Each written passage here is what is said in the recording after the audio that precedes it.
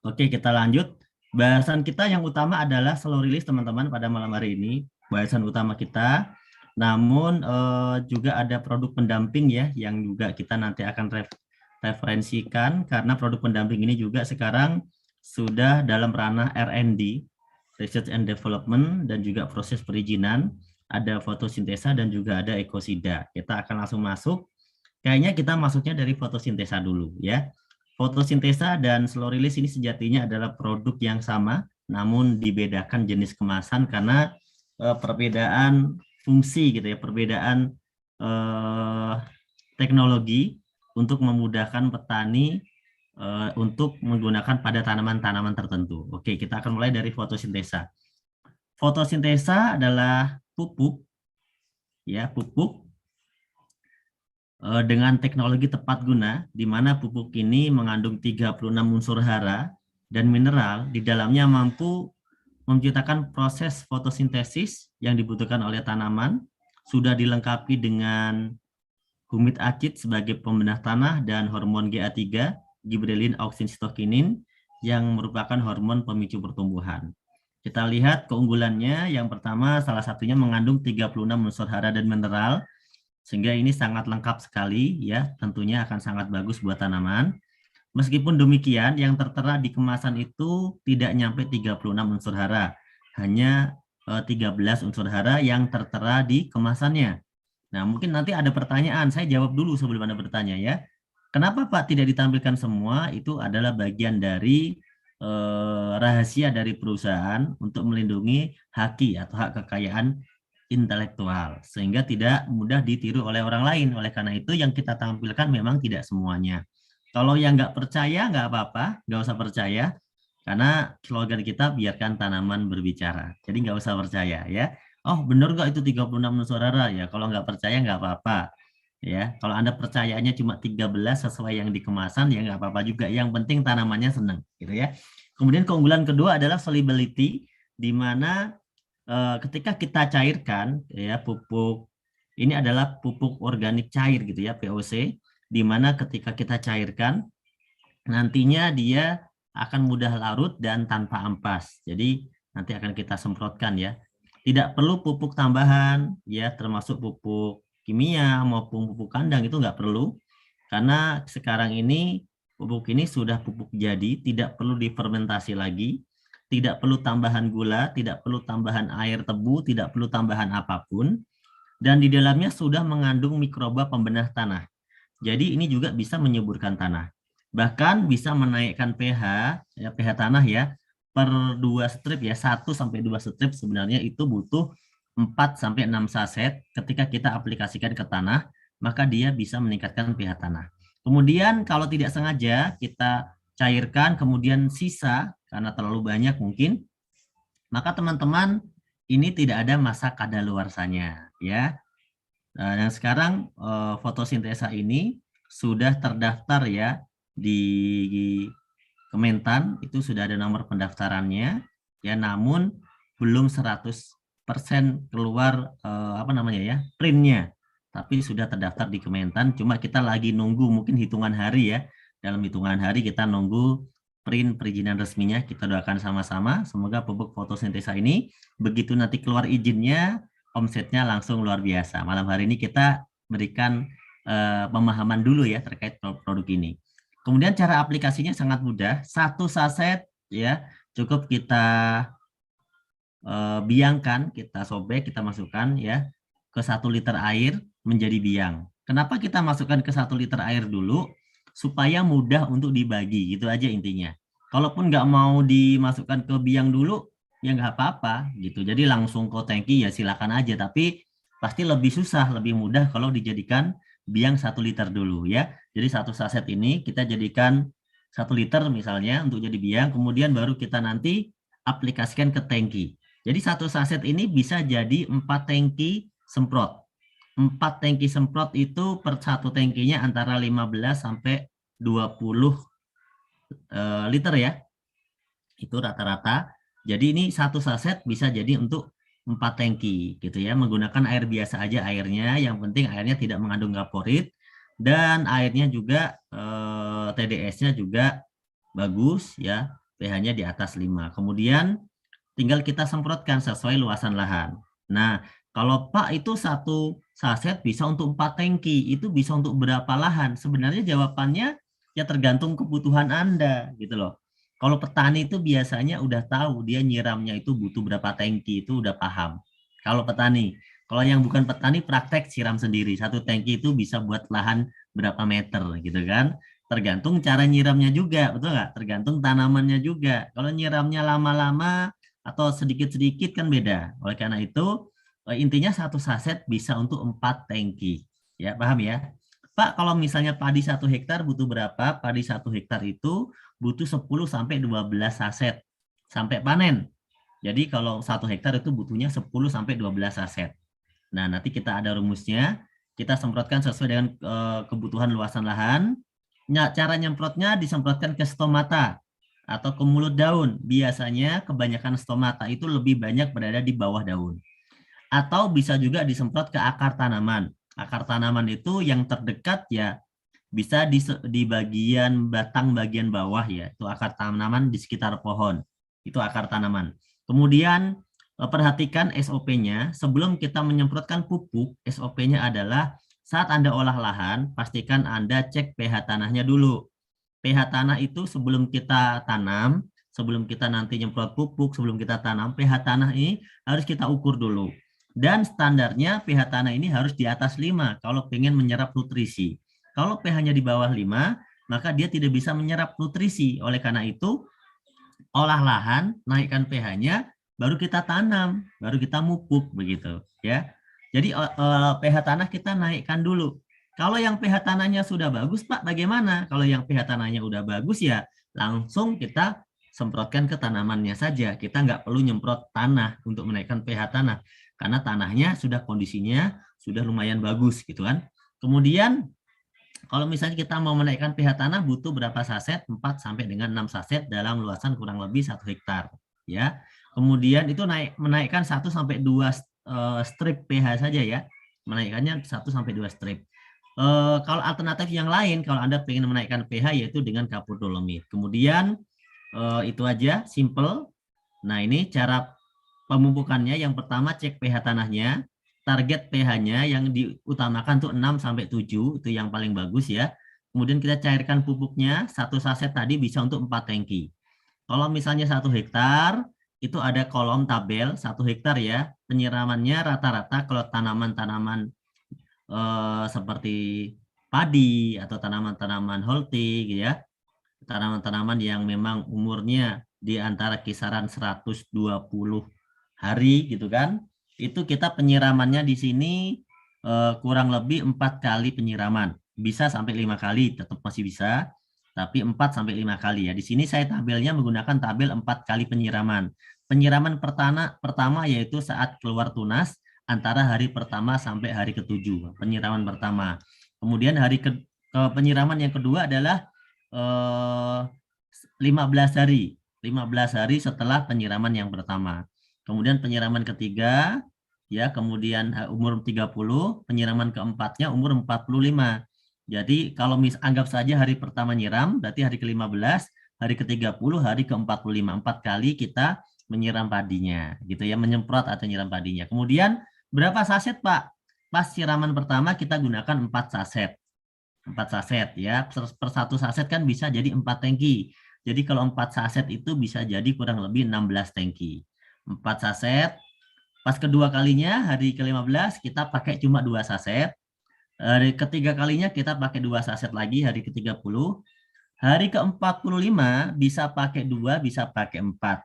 Jadi kalau misalnya Anda pakai 2, berarti total yang Anda gunakan cuma 10 saset. Tapi kalau Anda mau pakai 4, berarti yang Anda gunakan bisa totalnya 12. Pas ya, satu paket ya. Satu paket kalau di PT BIS kan 12 saset ya. 12 saset fotosintesa. Nah, boleh nggak Pak lebih? Misalnya saya pakai 4, 4, 4 semua, boleh. Jadi pertama 4, kedua 4, ketiga 4, keempat 4 gitu ya. Jadi totalnya 16. Itu boleh ya. Ini untuk fotosintesa. Kemudian kemudian kita masuk ke slow release. Slow release ini sama dengan fotosintesa, manfaatnya juga sama, intinya buat meningkatkan kesuburan tanah, kemudian biar tanamannya makin bagus gitu kan. biar panennya juga makin bagus hasilnya, ya, terpenuhi nutrisinya. Perbedaannya adalah Pilosalurilis ini dispesialisasikan untuk tanaman batang keras seperti misalnya sawit, kemudian durian, kemudian apa rambutan, kemudian apa lagi mangga, kemudian dan pohon-pohon yang lain. Intinya pohon-pohonan ya, tanaman batang keras. Nah, ini nanti menggunakan Pilosalurilis ya. Pilosalurilis ini sama dengan fotosintesa, dia pupuk majemuk ya, diprioritaskan untuk tanaman batang keras. Kemudian, nah kelebihannya apa lagi? Kelebihannya sangat cocok untuk kita gunakan di wilayah-wilayah yang agak sulit dengan ketersediaan air. Maksudnya sulit gimana? Karena contoh Anda punya perkebunan yang luasnya ribuan hektar. Kalau kita harus nyiram dengan air yang begitu banyak, ya mungkin agak kerepotan. Bukan nggak ada air, tapi agak kerepotan. Oleh karena itu dengan adanya Pilosalurilis, ini cara aplikasinya cukup mudah. Cukup kita satu saset Pilosalurilis, ini kita lobangin pakai pisau bisa, pakai paku bisa, pokoknya dilobangin acak, kita tanam di sebelah pohon, kurang lebih jarak 1 jengkal lah di sebelah pohon, tanam secukupnya, ya tidak harus dalam, ya secukupnya, yang penting ketutup aja, tanam secukupnya. Nah, itu aja caranya, satu pohon satu saset, gitu ya, simpel nggak? Dan ini bisa buat nutrisi cadangan makanan selama 3 bulan. Itu teman-teman ya, kurang lebih seperti itu penjelasan dasarnya. Selanjutnya teman-teman, kita akan langsung mulai ke tanya jawab. Sebelum masuk ke tanya jawab, saya akan langsung sapa guru saya, yaitu Pak Raden. Assalamualaikum Pak Raden. Waalaikumsalam, sebentar. Oke, Gap, sebentar, Gap. Oke, ditunggu Pak Raden. Oke teman-teman, Pak Raden sudah hadir bersama kami ya. Suaranya kenceng apa kecil ya? Kenceng lah suaranya lah. Masa kecil? Oh kenceng tuh, kata Pak Riwan kenceng. Kalau yang kecil dikencengin. Yang kecil caranya volumenya dimaksimalkan Pak. Dimaksimalkan volumenya. Memang kalau Zoom itu harus dimaksimalkan ya. Kalau Anda nggak pakai headset. Nah, yaudah sesuai sinyal masing-masing berarti ya. Ada yang kenceng, ada yang kecil ya, sesuai sinyal masing-masing. Oke, teman-teman. Oke, saya akan mulai membaca pertanyaan-pertanyaan ya. Nah, tapi sebelum pertanyaan kita nunggu Pak Raden dulu. Teman-teman jangan bertanya dulu lah ya. Karena nanti pertanyaannya nggak kebaca sama saya kalau belum udah bertanya, betul nggak? Jadi kita mulai dari yang paling bawah nanti ya. Jangan bertanya dulu. Kita tunggu penjelasan dari Pak Raden dulu biar lebih maksimal. Nanti Anda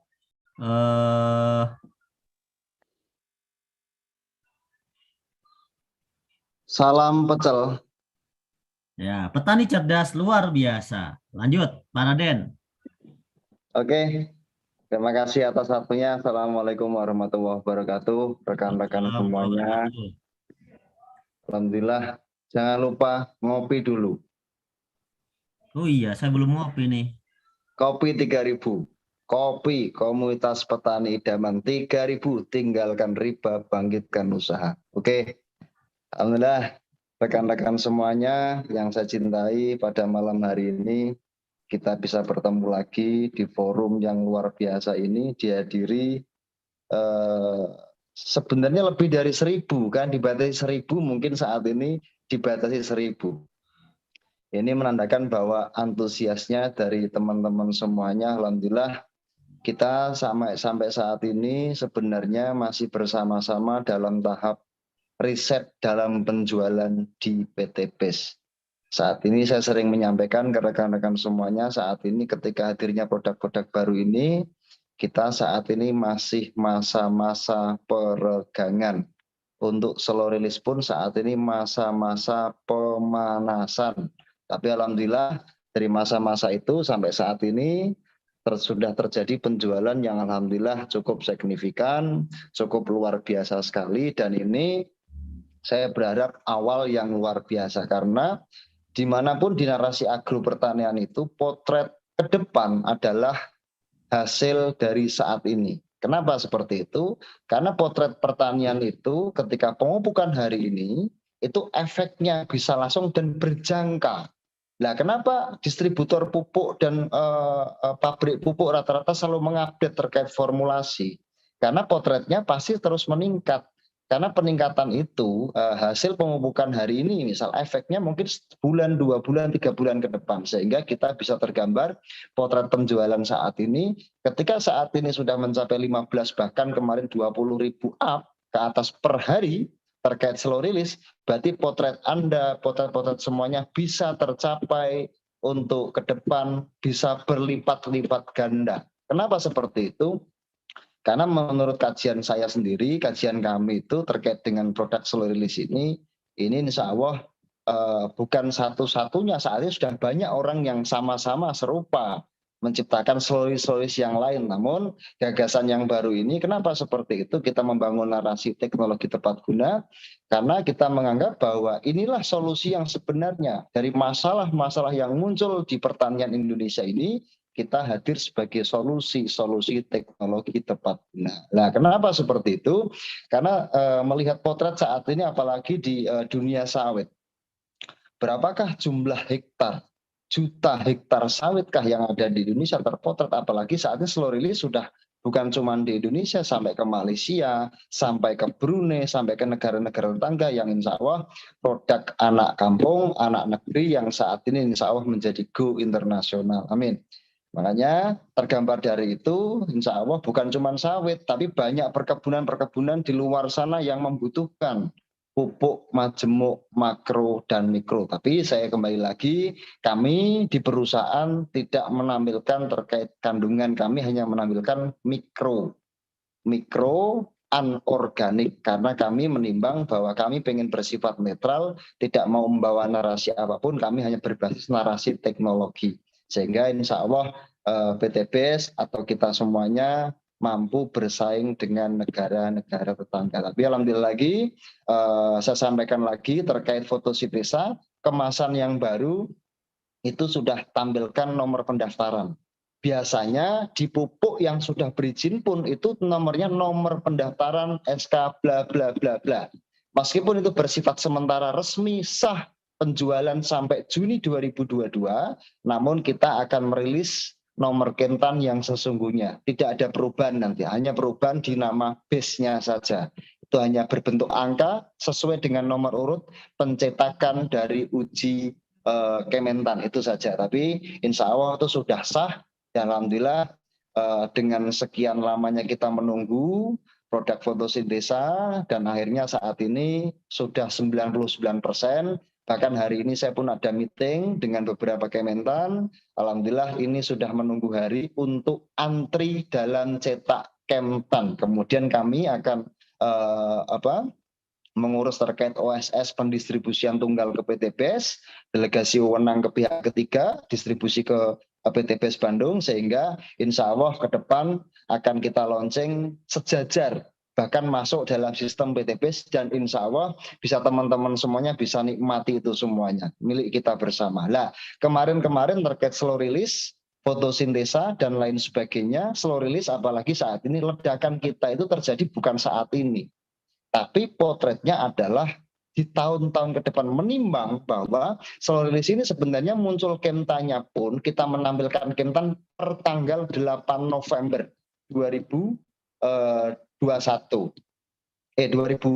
betul ya. Terus kemudian baru berapa bulan, padahal potret itu sudah dibantukan dari sebelumnya yang sudah kita menjual dalam tahap R&D, meskipun waktu dulu ada perdebatan panjang, oh ini nggak ada kemtanya, aman atau tidak, dan lain sebagainya. Tapi alhamdulillah kita melewati fase-fase itu, dan saat ini sudah ada kemtanya pun masih ada pendebat, kenapa kandungnya tidak menampilkan semuanya, masih ada aja, tapi kita enjoy.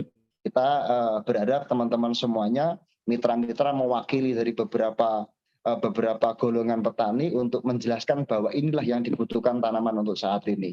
Bahkan kalau menimbang seperti itu banyak sekali hal-hal yang di luar narasi itu, banyak sekali saat ini. Contohnya seperti ini.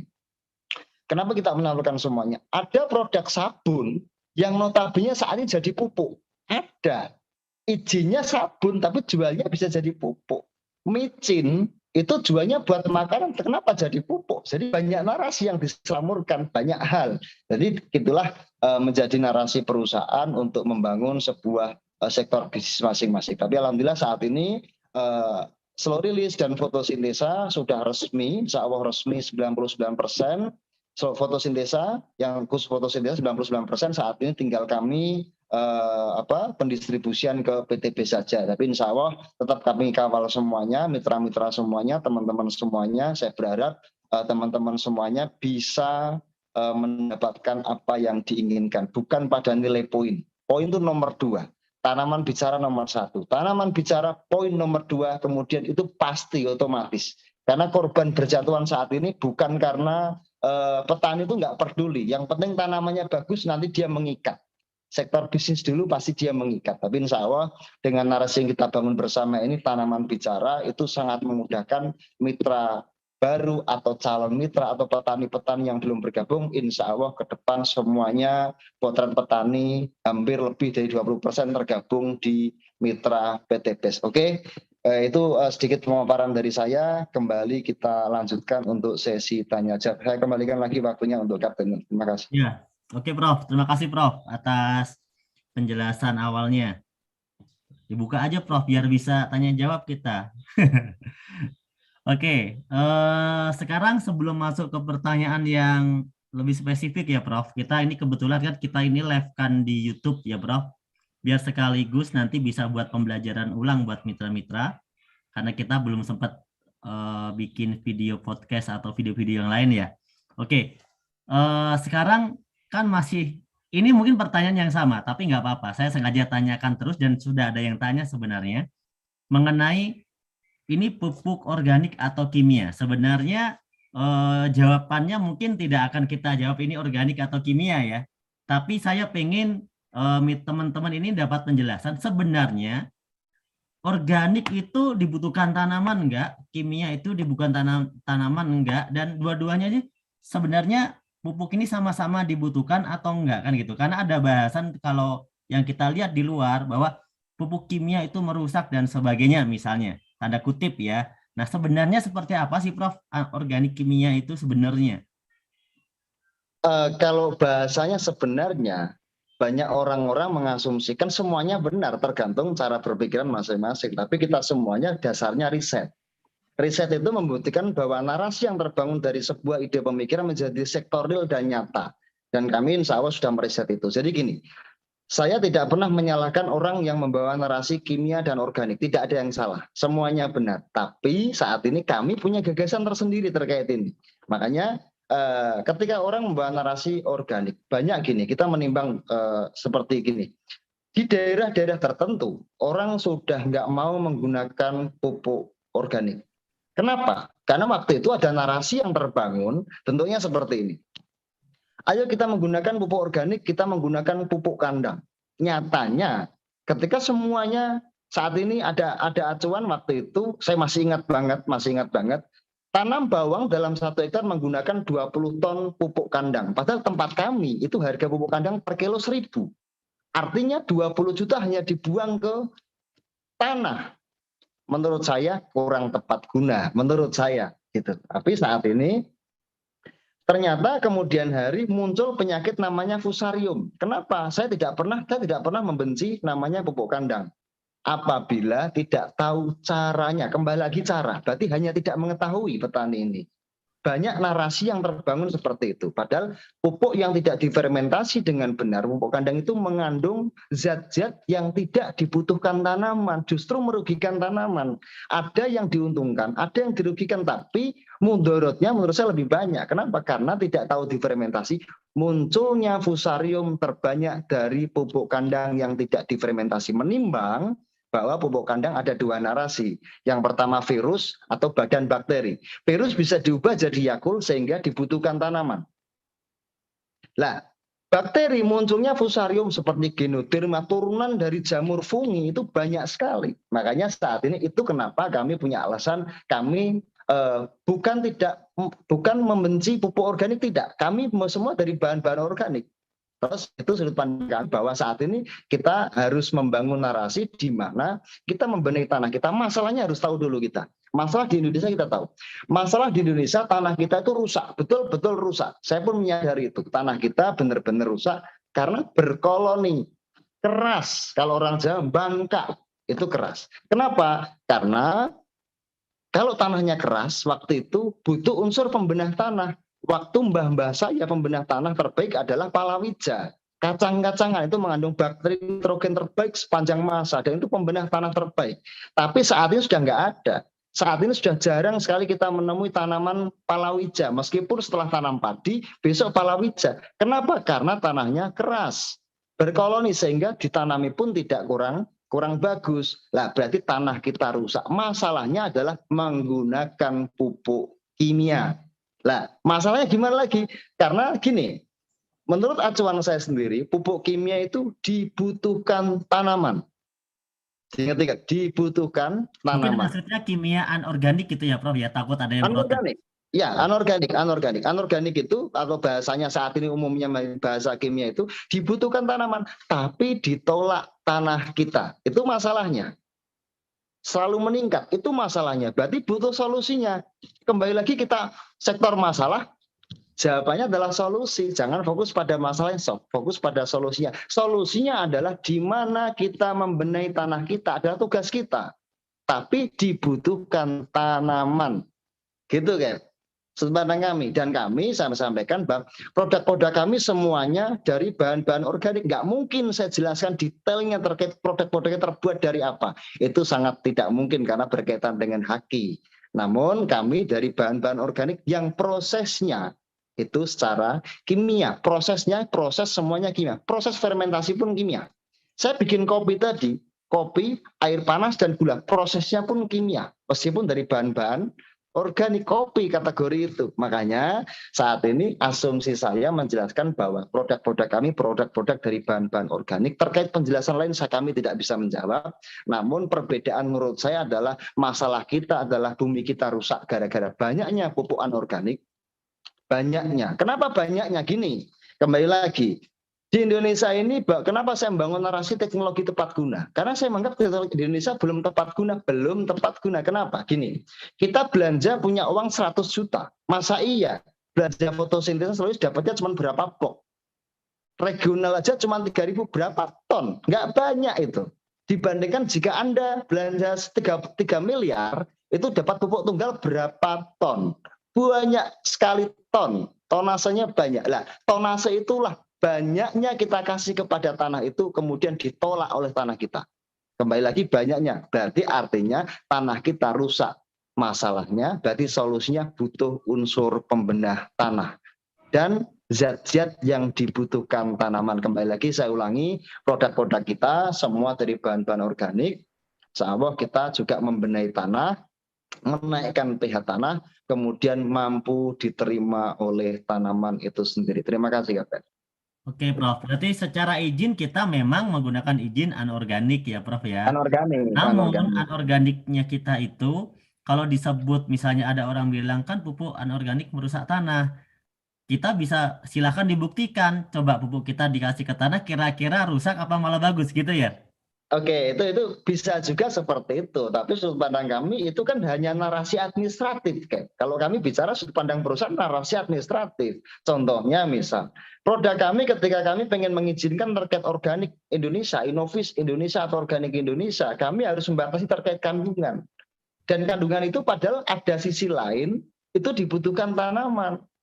Dan kami tidak bisa melakukan itu. Yang penting kita tahu masalahnya sehingga kita tahu solusinya. Sekitar itu saja. Kita kembali lagi pada Jadi asas sebenarnya kemanfaatan data. kenapa kita nggak memilih untuk diorganikkan? Karena juga ada aturan-aturan pembatasan ya di sana. Selain daripada ya narasi-narasi lain itu ya. Oke, oke. Jadi biar teman-teman paham. Jadi kenapa yang digunakan adalah teknologi tepat guna? Karena kalau kita menggunakan narasi organik, anorganik, maka tidak akan ada selesainya, teman-teman. Jadi kita di sini fokus kepada solusi bagaimana menggunakan teknologi tepat guna dan menggunakan fotosintesa dan selorisi ini ternyata bisa menyuburkan tanah karena dia ada pembenah tanahnya tadi juga ada ya kan. Nutrisi tanamannya juga yang dibutuhkan lengkap, tercukupi karena tidak dibatas-batasi juga gitu ya. Batasannya itu nggak seperti batasan kalau masuk kategori pupuk organik kan batasannya lebih lebih sedikit ya Prof ya gitu ya. Jadi teman-teman harus paham ya. Jadi dan itu merupakan dari hak daripada pilihan daripada produsen atau daripada perusahaan untuk membuat hal semacam ini karena kita pingin benar-benar bisa lebih berguna gitu ya, lebih berguna dan benar-benar bisa diterima di semua lini, bisa diterima di semua lini. Oke, ini ada yang tanya, ini termasuk salah satu leader yang memang sudah sering WA sama saya. Saya akan kasih kesempatan dia tanya. Nah, di sini khusus spesial buat Pak Yuda ya. Pak Yuda hadir Pak Yuda. Selamat malam Pak Yuda. Ya, Pak Dirkep, selamat Ya, malam. Pak Yuda. Assalamualaikum warahmatullahi wabarakatuh. Assalamualaikum warahmatullahi wabarakatuh. Mohon maaf, Chef Nurholis sama Prof. Paraden. Perkenalkan, nama kami Yuda Erlangga, leader dari NTB dan Kalimantan Timur. Prof, terkait dengan apa yang dijelaskan oleh Bapak tadi, sebenarnya sudah terjawab sih. Kami coba masuk ke link-link FB, kemudian media-media sosial dari komunitas petani sawit dan lain-lain. Di situ kami menemukan banyak sekali semacam narasi yang begitu negatif terhadap produk kita. Tapi selama ini kami pribadi sih menjawab dengan seadanya atau tidak mencoba untuk melewati batas gitu, Prof. Terkait dengan pertanyaan yang sering ditanyakan adalah bahwa dalam kemasan pilostrulis itu terdapat di situ hara makro dan mikro. Yang tertulis di kemasan itu hanya mikronya saja, sementara makronya tidak ada. Nah, selalu mereka bawa narasi jahatnya dengan menanyakan tentang makro. Padahal kami sudah sampaikan, pernah juga dijelaskan oleh Captain Nurholis, bahwa untuk makronya itu berkaitan dengan hak intelektual. Nah, tapi tetap saja kita di ini. Nah, terkait dengan hal itu, Prof, banyak sekali mitra-mitra PTBS juga yang berada di grup-grup FB itu, narasinya justru berlebihan sehingga menimbulkan kekonyolan bagi kita semua. Bahkan jadi bulian di grup-grup yang ada. Bukan hanya satu grup yang ada di FB maupun di media sosial lainnya. Sehingga penting sekali mungkin ini, Prof, bisa dilakukan semacam kuliah umum secara keliling. Mungkin dari ujung barat sampai ujung timur oleh para formulator, baik oleh Prof, terutama ini di Kalimantan Timur itu pilostrulis ini peluangnya luar biasa besar, tetapi kalau dilihat dari potensi ancaman dari akibat dari perang dagang gitu ya, kalau kita bisa bilang perang dagang, ini narasinya luar biasa, playing victimnya mengguncang psikologi para mitra yang ada di bawah. Jika proses sosialisasi atau kuliah umumnya hanya mengandalkan Zoom, secara psikologis kami perhatikan banyak sekali mitra ketika membuka Zoom, setelah itu ada kesibukan lain, ada anaknya menangis, ada keluarga atau istrinya atau suaminya yang memanggil, sehingga tidak begitu fokus mendengarkan pembekalan yang diberikan oleh Prof kepada para mitra. Karena ujung tombak dari proses perdagangan dari produk-produk unggulan yang kita punya adalah kami para mitra yang ada di lapangan.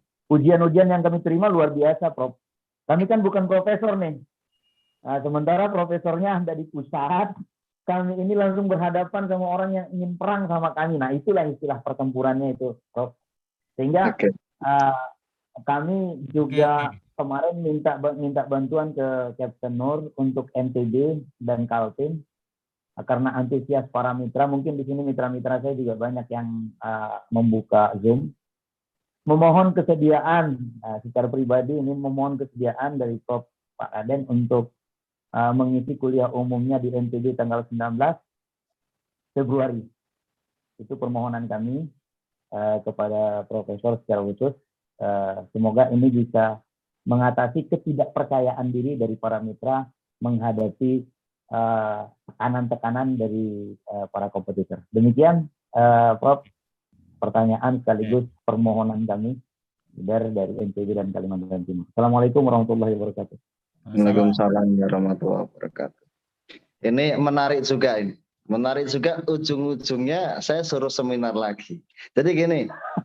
Udah berapa kali Pak Raden? Udah berapa kali tur kemarin ya Pak Raden? Ada lebih dari 100 tur saya seluruh Indonesia sebenarnya. Tapi kalau menimbang saat ini antusiasnya. Jadi saya sebenarnya kemarin di tahun 2021 lebih dari 100 seminar di seluruh Indonesia, Sabang Merauke, dari mulai Palu dan lain sekitarnya, sampai ujung ke mana, ke Medan, sampai ke timur, sampai kemana-mana. Nah, Yuda sebenarnya terlambat pas minta, pas udah mau libur ya Prof. Saya ini izin libur, izin sementara, sebulan 2 bulan terakhir ini izin ngopi di rumah. Karena kemarin saya banyak keliling, pulang-pulang di rumah dipanggil Pak D oleh anak saya, tak lupa kan Pak. Gitu. Oke. Tanggal 19 Februari, Prof. Saya gini Pak, terkait saya kapan ngisi seminar lagi, saya masih menjadwal karena kami di sini masih fokus pada produksi. Namun menjadi bahan pertimbangan kami di sini untuk bagaimana kami menyelesaikan tugas-tugas yang telah terpenggalai kemudian kemarin-kemarin.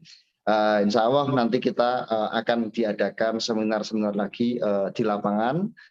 Mungkin kami hanya butuh mengatur waktu untuk kami bisa keliling lagi, Jadi gini, saya memahami lah alur teman-teman semuanya. Itu pun dialami bukan cuma Bapak, tapi semua mitra di awal-awal memperjuangkan fotosintesa dan seluruh itu harus siap-siap dicemooh ke sana kemari. Sama Pak, saya pun sama, jangan kaget. Jadi memang harus melewati fase itu. Kalau nggak gitu nggak keren Pak. Ini.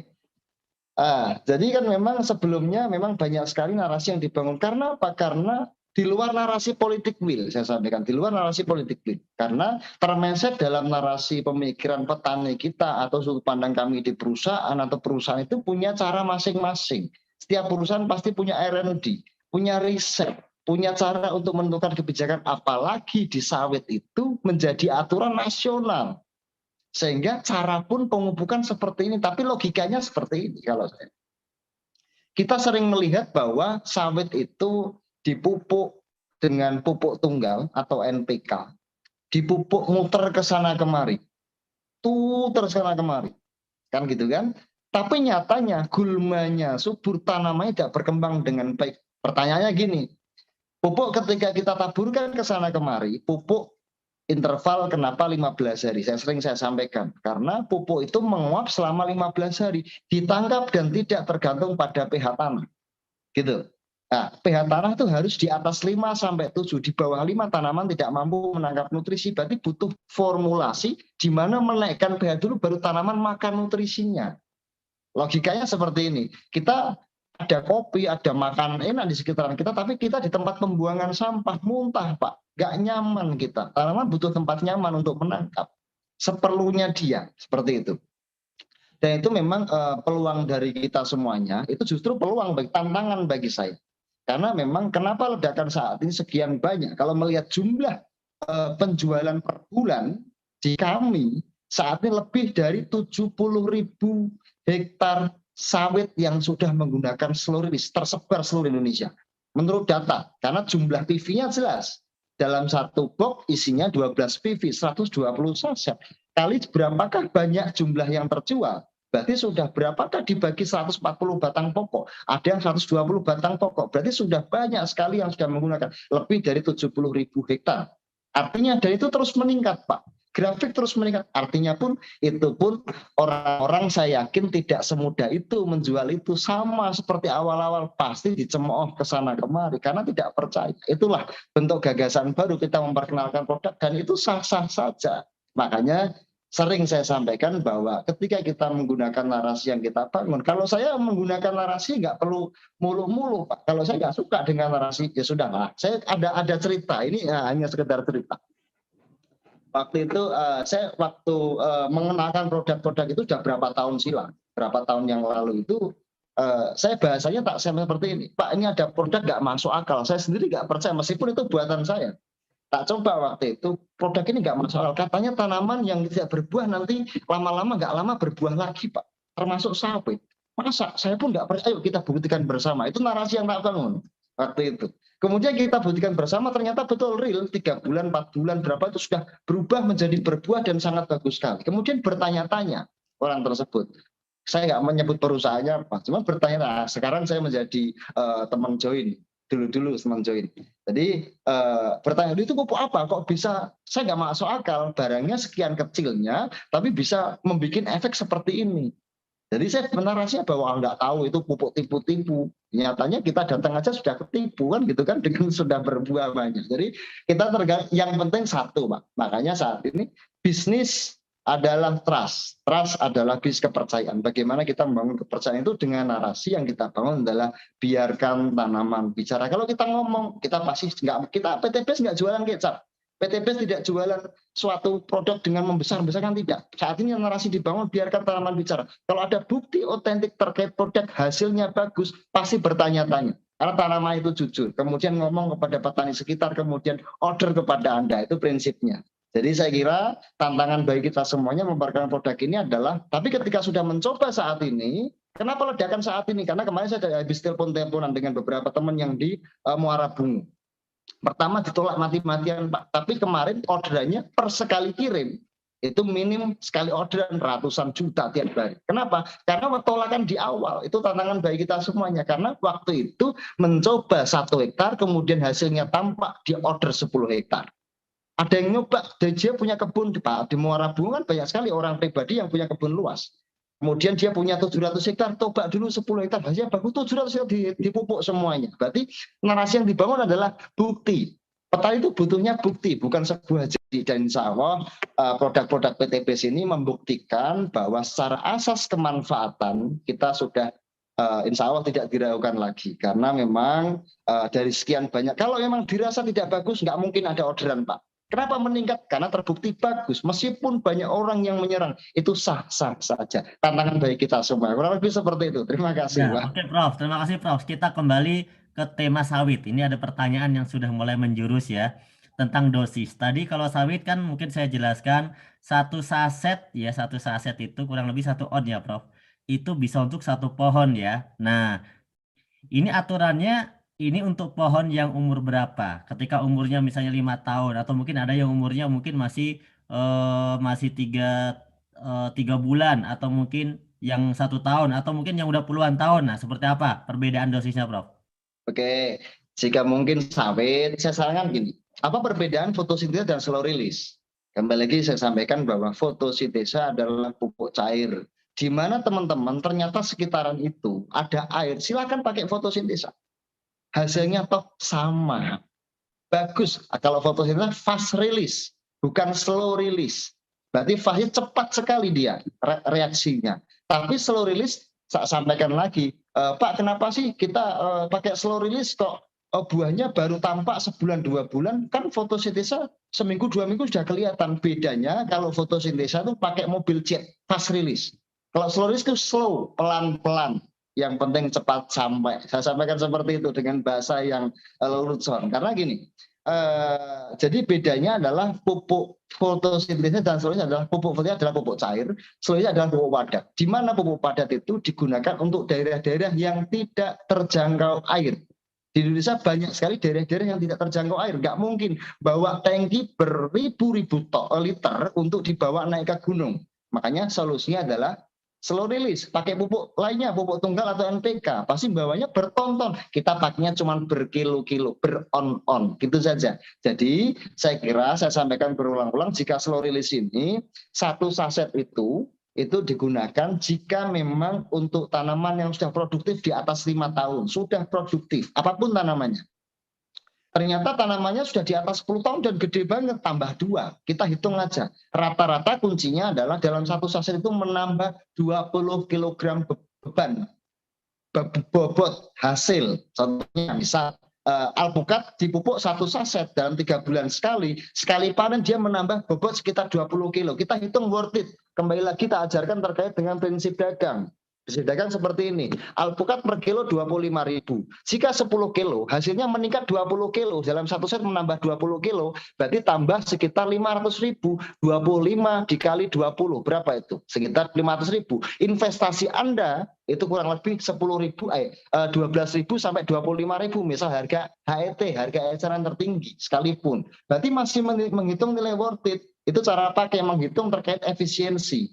Nah, terus kemudian terkait dengan cara pakai, jika memang tanamannya masih kecil, cukup 1 cendok aja, atau menggunakan cukup 1 gayung kecil fotosintesa, atau disemprot, dikocor kira-kira 1 bulan sekali jika batang besar. Atau jika menggunakan soluis, dibuka aja dikasih 1 sendok, itu cukup kurang lebih 1 bulan sampai 1,5 bulan sekali. Namun jika ditanam bersama kertasnya, kertasnya pun kita pakai paperweight. Paperweight itu kita berarti organik, ramah lingkungan, pecah semua larut dalam air tanpa kandungan plastik, tidak melukai bumi kita, sehingga kita pun tanam pun aman. Tapi jika tanamannya masih di bawah 5 tahun, belum tidak produktif, menggunakan cukup 1 sendok teh atau 1 sendok 1 sendok makan, itu aja. Jika mungkin menghitung efisiensi lagi, ternyata Pak, pupuknya kita terhitung menurut kami mahal, tapi kita gunakan pada karet. Kita hitung aja karet. Karet ada berapa dalam 1 hektar, misal 400 atau 600 batang pokok. Ya sudah,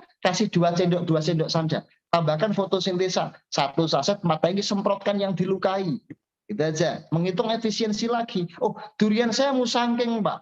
Kalau saya pupuk 1 gimana? Ya sudah kasih. Kalau 2 gimana? Ya sudah dihitung. Kalau Anda musangking panennya 10 biji, beratnya 3 kilo, 1 kilonya berapa? Berapa ratus ribu? Worth it enggak? Menghitungnya seperti itu. Jadi menghitung kita, apapun itu kita bangun ke petani adalah menghitung pada prinsip dagang, nilai keuntungan. Kurang lebih seperti itu, Kapten. Oke, Prof.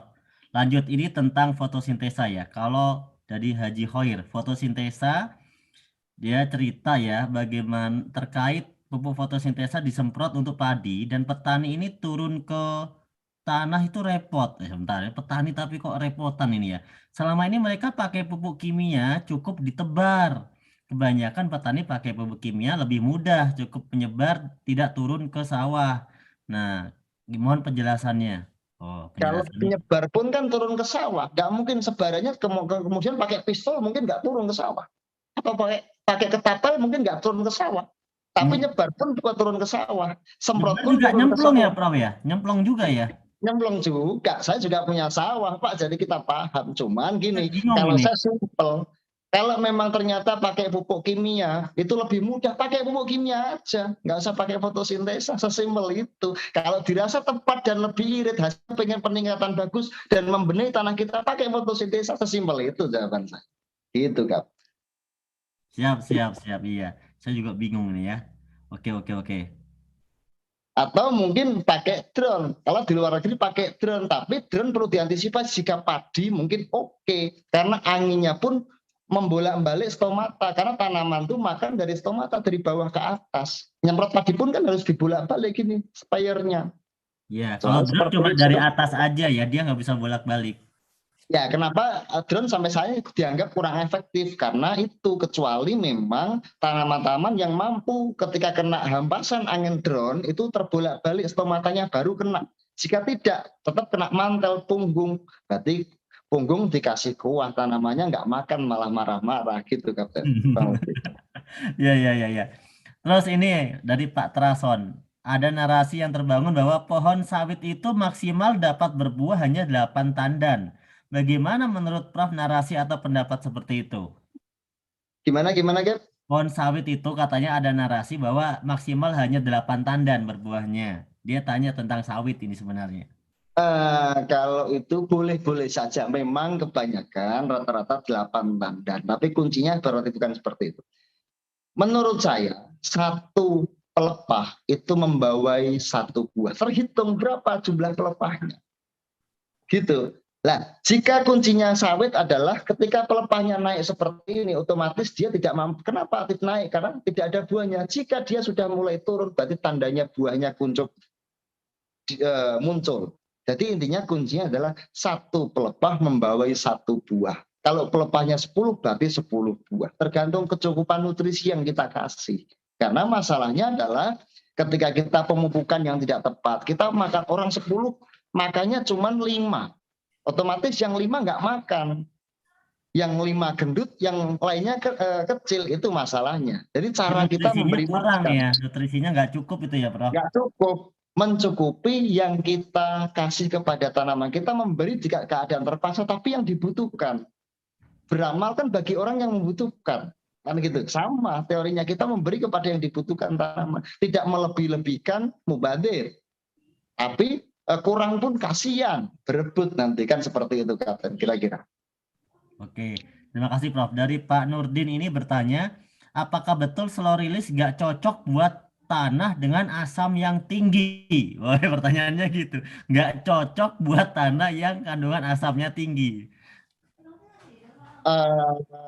Boleh, berasumsikan boleh. Namun sering saya sampaikan bahwa saat ini pun saya masih ada beberapa mengawal terkait pertanian di Kalimantan, di Riau, yang lahan gambut, lahan asam itu pun sudah kita benih. Karena kami punya teori bahwa tanaman tidak makan tanah. Tanaman butuhnya nutrisi yang tercukupi. Kebanyakan air nggak bagus. Cukup. Kan gitu kan? Drop itu pH tanahnya. Kenapa asam tinggi nggak bagus? Karena asam tinggi berarti pH-nya drop. Ketika pH-nya drop, tanaman tidak mampu menangkap itu. Yang harus dilakukan adalah membenahi tanahnya, pH-nya naik, baru kita memberi makan. Nah, slow release itu membenahi tanah dan juga memberi makan. Prosesnya membenahi tanah dulu, baru memberi makan. Saya kira itu gagasan yang kami kurang setuju. Tapi kalau emang kurang percaya, jangan dicoba. Seperti itu, Kapten. Oke. Ya. Sebenarnya semua tanaman butuh pH yang bagus ya, Prof ya. Untuk menangkap nutrisinya. Betul. Untuk menangkap nutrisi. Jadi kalau misalnya tadi ada kalimat misalnya nggak cocok buat yang asam, ya sebenarnya bukan cuma pupuk slow release gitu ya. Ya semuanya juga pH-nya nggak boleh yang asam, tapi harus yang normal. Oke, tanah asam, tanah gambut, tanah mineral pasti berbeda. Tanah mineral pasti, kadar mineral kelebihan, berarti harus bagaimana kita caranya, gitu. Nah, kalau tanah asam berarti tanahnya asam, pH-nya drop, tidak mampu menangkap nutrisi jika kita kasih makan, itu masalahnya. Berarti solusinya kita beri supaya menaikkan pH dan ditangkap oleh akar, sehingga memperbaiki fungsi akar, batang, serta daun. Kurang lebih seperti itu, Kapten. Oke, menarik Prof tentang tanah ini buat tambahan ilmu nih buat saya juga. Tentang tanah apa tadi? Tanah asam, tanah gambut, tanah macam-macam. Itu penanganannya kalau dari segi ilmu di pertanian seperti apa sih umumnya Prof? Coba ini buat gambaran ya. Mungkin bisa saja di luar pupuk ya. Coba. Ada beberapa perbedaan terkait tanah, Kak. Karena memang tanah itu beberapa kandungan. Contohnya, tanah yang banyak kandungan kapur, pasti buahnya lebih manis. Seperti itu, buahnya lebih manis karena teori itu teori metodologi. Cuman gini, kembali lagi pada rumus itu, kita menanam, berarti yang bagus di tanah mineral. Ya bagus, tapi kalau nggak punya tanah mineral, apa kita harus memaksakan tanahnya tetangga? Yang ngunduh tetangga nanti. Kan gitu kan. Bagaimana solusinya adalah menggarisbawahi bahwa tanaman butuh nutrisi di pH di atas 5. Di tanah apapun, teorinya apa? Tanaman butuhnya cuma air yang nutrisinya tercukupi. Sampai itu minumnya air 20 liter per hari. Kalau kelebihan nggak bagus juga. Kalau banjir kurang bagus, kenapa? Karena nutrisinya tidak mencukupi terkait hara. Nah, masalahnya berarti di tanah gambut, di tanah asam, di tanah mineral itu apapun, kalau tidak ada nutrisi yang cukup untuk tanaman itu, otomatis tanaman kurang berkembang dengan baik. Karena bagaimana kita memberi itu bukan hanya memberi, contohnya seperti ini. Kita sering melihat TV, bangun tidur jam 10, kesiangan. Tiba-tiba melihat TV iklan ada extra jus atau kerating deng. Seger itu, karena itu mengandung zinc, seng. Kita bangun jam 10, kita minum seger di badan, tapi lupa. Kita pagi belum makan nasi, belum makan karbohidrat, belum makan apa-apa, kita minum seng. Kita sehat, seketika itu kita sehat. Tapi lama-lama kurang baik. Nah, kita cara memberi pun kepada tanaman kadang seperti itu. Tanaman itu dikasih makan nasi-nasi terus. Apa-apa terus, tanpa kita pelengkap. Lama-lama jenuh, tanaman itu kurang piknik. Akhirnya stres gitu, Kapten. Jadi kira-kira seperti itu analoginya. Gitu, kayak. Jadi yang paling gampang biar gak bingung, intinya pH-nya harus di atas 5 yang bagus gitu aja ya. Di atas 5. Ini ada lagi Pak Rustanto. Setahu saya tanaman itu memiliki 2 fase hidup, yaitu fase vegetatif dan generatif. Kalau saya lihat Betul. dari tabel tadi diterapkan cuma sampai umur 45. Berarti pupuk fotosintesa itu hanya digunakan di fase vegetatif saja ya? Gitu pertanyaan. Berarti simakannya seperti ini. Kalau jawabannya simpel. Masa vegetatif dan generatif. Masa tanam bayi baru lahir itu masa vegetatif, dan masa generatif adalah tengah-tengah umurnya. Jadi sampaikan ke petani masa tengah-tengah. Petani jelaskan vegetatif generatif nggak mudeng. Petani itu butuhnya duit yang berkah, itu saja. Jadi ketika padi tadi disampaikan bahwa terakhir 45 karena padi itu hamil 42 hari, 40 sampai 45 hari, itu masa generatif. Vegetatifnya dari mana? Penyemprotan, dicek pH-nya, jika masih di bawah 5, pH-nya disemprot sebelum tanam. Ternyata 1-7 setelah pindah penjarangan ke lahan, pindah ke sawah, itu juga disemprotan. Itu masa vegetatif. Terus kemudian tengah-tengahnya di 45, intervalnya 15 hari. Kenapa 15 hari? Karena tanaman itu pupuk menguap 15 hari. Dia butuh stok untuk lanjutan 15 hari kemudian. Berarti fotosintesa pun di awal 1-7 setelah munculnya tunas atau masa vegetatif, 15, 30, 45-nya itu masa generatif. Itu berlaku jika horti. Jika tanaman semusim, porang, ketela, itu pun dipanen 9 bulan, jahe itu 9 bulan. Berarti masa tengah-tengahnya 4 bulan. Kuncinya kita ngasih makan. Masa vegetatifnya berarti kita 1-7 setelah muncul tunas. Hari pertama tanaman adalah hari pertama munculnya tunas. Kemudian 15, 30, 45, 60, 75 boleh. Kalau enggak dilewati 90. Terakhir 120 tengah-tengah umurnya. Itu kuncinya. Berarti masa generatifnya. Nah, petani kita terkadang enggak. Petani kita kalau sudah berbuah enggak dikasih makan lagi. Tapi kalau tanaman semusim, kalau kita kasih makan lagi percuma, karena bentar lagi juga masa menunggu panen. Jadi harus menghitung nilai worth it, efisiensi dalam penanaman. Jadi sebenarnya masa vegetatif boleh aja dipupuk ya, cuma kurang Boleh. efektif kalau buat tanaman yang kayak tadi itu ya, Prof. Karena kan pas dia dipupuk nanti udah mau panen gitu ya, atau Mau gimana? panen. Lah menghitungnya nilai efisiensi lagi. Kalau logikanya 40 hari, 42 hari, 45 hari dikasih makan karena dia hamil. Kalau istri kita hamil butuh 4 sehat 5 sempurna untuk bekal dia melahirkan gitu kan. Nah, jadi intinya bekal untuk sampai 65 hari ke depan, 60 hari sampai dia persiapan untuk masa. Intinya kalau kita kasih lagi, nanti ada bulir-bulir baru, kita semprot pakai fotonya, bulir-bulir baru bermunculan sehingga nanti toh dipotong lagi. Kecuali dipotong 5 cm setelah tanam, disemprot lagi, hidup lagi. Itu masa vegetatif lagi. Salin ibu namanya gitu, Kapten. Tapi saya kira menghitung efisiensi mentang-mentang bagus, terus kemudian 60-70 semprot lagi, itu kurang tepat. Menurut saya kurang tepat. Jadi saya kira terakhir 45, kalaupun mau ditambahkan lagi di umur 55, nggak lebih dari 60 hari itu masih efektif gitu, Kapten. Oke. Kemudian kalau pupuk fotosintesa ini mengandung bakteri tertentu, apakah bisa bakteri tersebut itu masuk melalui stomata penyemprotan? Aplikasinya sebenarnya yang bagus itu disemprot atau disiram atau dikocor gitu ya. Bakteri bisa nggak sih kalau memang ada bakterinya, apa bisa masuk melalui stomata? Mungkin maksudnya kenapa nggak ke tanah gitu kali, Prof? Jadi itu yang harus ini. Yes, saya ulangi lagi bonus terakhir. Tanaman makan dari 2. Yang pertama stomata, mulut daun di bawah daun. Nyemprot dari bawah ke atas, dimakan oleh stomata. Kalau atasnya namanya mantel. Terus kemudian yang kedua makan pakai mulut akar. Mulut akar itu bebas. Mulut akar di bawahnya itu ada akar tunggang, akar serabut, akar ujung. Mulut ujungnya jauh gitu ya, gitu kan. Bebas mau ngasih makan yang mana, gitu kan. Mau disemprot, mau dikocor, bebas, sah-sah saja, boleh-boleh saja. Lah kalau bakteri apakah mampu untuk dimakan tanaman? Lah kalau mulutnya membuka pasti dia masuk. Lah membuka tuh kapan? Berarti pas masa-masa tidak berfotosintesis. Di bawah jam 9 pagi, terus kemudian sorenya di bawah jam 3. Atau malam tuh mulutnya membuka. Kita semprot pun masuk. Kalau nggak percaya diintip aja, pakai gini. Kan gitu aja. Nah, sesimpel itu. Jadi memang tanaman makan dari dua, yang pertama stomata, yang kedua pakai teori akar. Kenapa dikocor? Karena untuk juga makan akar dan membenahi akar dan juga membenahi tanah. Kurang lebih seperti itu, Kapten. Tadi sebenarnya spesifikasinya dia nanyain bakterinya, Prof.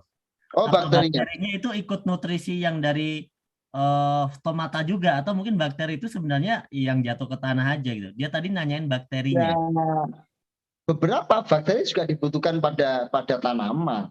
Tanaman juga membenahi fungsi akar. Bakteri kan banyak, nggak mungkin saya sebutkan. Kalau saya sekarang sudah tak namai Jumadi, Solikin, Patkur, Eko, Bambang, itu bakterinya, tugasnya masing-masing. Sesimpel itu. Tugasnya sudah masing-masing. Ada yang membenahi tanah, ada yang bawa pacul untuk meloading makanan ke atas, itu aja sih. Cuman kami dimaafkan jika kami tidak bisa membuka terkait semua kandungan. Kami banyak sekali yang kita rahasiakan, cuma itu berkaitan dengan haki kami, perusahaan, sehingga kami tidak bisa membuka terkait itu. Kalau nggak, nanti kami buka semuanya, teman-teman saya yakin bisa bikin pupuk sendiri, kemudian PTBS nggak laku nanti, kasihan semua. Oke, terima kasih, Prof. Pak Oke. Humphrey Krisandono ini tanya, apakah kalau udah pakai fotosintesa ini masih butuh pupuk lainnya? Bagaimana kalau dikombinasikan, misalnya dikombinasikan dengan pupuk lain yang di PTBS atau dikombinasikan dengan pupuk lain yang lain gitu? Sebaiknya seperti apa SOP dari fotosintesa atau slow release ini? Kalau SOP menurut kami, kalau tanyanya ke saya, SOP menurut saya nggak perlu. Tapi kalau teman-teman punya SOP sendiri, silahkan dilakukan. Tapi kalau tanya ke saya, nggak perlu, karena kami sudah melengkapi. Gini, kalau ternyata misal gini, saya dulu pernah bikin satu pupuk, hanya pupuk vegetatif saja. Ada orang yang komplain, Mas, kenapa sih pupuknya nggak di satu tempat terus ini vegetatif, dijadikan satu untuk melengkapi semuanya, majemuk untuk vegetatif dan generatif. Oh iya, salah lagi kan. Terus kemudian saya bikin pupuk satu lagi namanya pupuk generatif. Itu hanya untuk memacu pertumbuhan buah dan lain sebagainya. Mas, kenapa sih ketika bikin pupuk generatif nggak bikin vegetatifnya sekalian? Salah lagi. Sekarang ini sudah dibikin satu produk untuk melengkapi semuanya. Kenapa minta tambahan lagi? Minta dipecah lagi? Minta pecah lagi. Dan itu sah-sah saja. Kalau tanya saya, jawaban saya nggak perlu. Tapi kalau mau dilakukan silahkan. Kami tidak pernah melarang. Tapi kami punya SOP sendiri. Gitu, Kapten. Kalimatnya mah boleh, silahkan gitu aja. Boleh saja. Boleh saja. Oke. Paham ya teman-teman ya. Jadi menarik ini ya. Sebentar. Waduh, ini geser dulu pertanyaannya. Aduh, nyampe mana tadi ya? Turunkan. Oh, nggak usah. Ini pertanyaannya udah tadi ya. Kita cari yang lain. Ini tentang tanah-tanah udah. Nah, tentang Pak Kawit Widodo tentang jamur kuping dan jamur tiram. Anjurannya pakai fotosintesa. Baiknya disiram atau disuntikkan di plastiknya, Prof. Karena jamur tidak pakai tanah, tetapi pakai serutan kayu dari mebel. Mohon arahannya. Salam. Semprot aja. Direndam boleh sebentar, sembari disemprot. Terpenting kalau jamur itu setelah dipanen langsung disemprot. Karena patahannya itu akan menyerap nutrisi. Dia butuh asupan untuk makan, untuk berkembang lagi. Kira-kira seperti itu, Kapten. Jamur. Jadi oke, disemprot dan begitu dipanen langsung semprot lagi. Langsung semprot lagi. Udah gitu aja. Kalau jamur saya kira, waduh, banyak sekali yang sudah mencoba dan alhamdulillah peningkatannya cukup luar biasa terkait menggunakan fotosintesa. Kira-kira seperti itu. Terus kemudian ini saya tadi ada melihat pertanyaan-pertanyaan apakah fotosintesa ini ada kadaluarsa. Saya menjawab itu. Ada, Pak. Cuman waktunya cukup lama, 300 tahun lebih 6 bulan. Jadi saya kira masih aman. Tapi saya sampaikan lagi bahwa fotosintesa ini sebenarnya tidak ada kata kadaluarsa. Cuman sebisa mungkin kita memberikan keadaan fresh, tidak membiangkan. Bukan masalah pada pupuknya, masalahnya pada airnya. Hindari air-air yang mengandung kapori, tawas, kemudian air hujan pun terkadang asamnya nggak stabil. Menggunakan air mineral sebisa mungkin. Air mineral itu berarti bukan air mineral, itu enggak, air sumur itu air mineral dengan kandungan mineral seperti itu. Makanya sebisa mungkin tidak membiang, dipakai secukupnya. Lebih baiknya 1 gram, tambahkan air 2 liter atau 3 liter, semprotkan dan kocorkan. Memberikan keadaan fresh. Logikanya seperti ini, kita masak nasi goreng, masak hari ini, dikasih makan ke orang lain seminggu kemudian. Enak enggak? Kalaupun masih enak masuk ke kulkas, itu orang makan karena terpaksa, bukan disukai. Kita memberi harus keadaan disukai, itu lebih disukai tanaman. Jadi kira-kira kita memberikan keadaan fresh. Kalau nggak kepake, jangan dibiarkan, dipakai secukupnya aja. Teorinya pakai 1 gram, kasih 2-3 liter, langsung diberi. Itu lebih disukai, keadaan fresh. Kira-kira seperti itu, Kapten. Oke, dari Ibu Nila dia tanya tentang slow release ini bisa untuk tanaman kayu, misalnya manglit, jati, abasia, dan lain-lain. Bisa. Bisa, Bu. Langsung aja ditanam, Bu. Ya.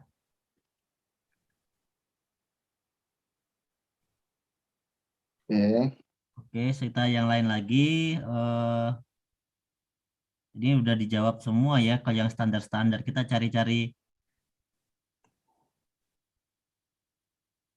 Malah testimoni. Wah, banyak testimoni nih. Nah, oke, sekarang ini dari Pak Rido Gaul. Assalamualaikum Pak, mau nanya kalau mengaplikasikan buat pohon duren.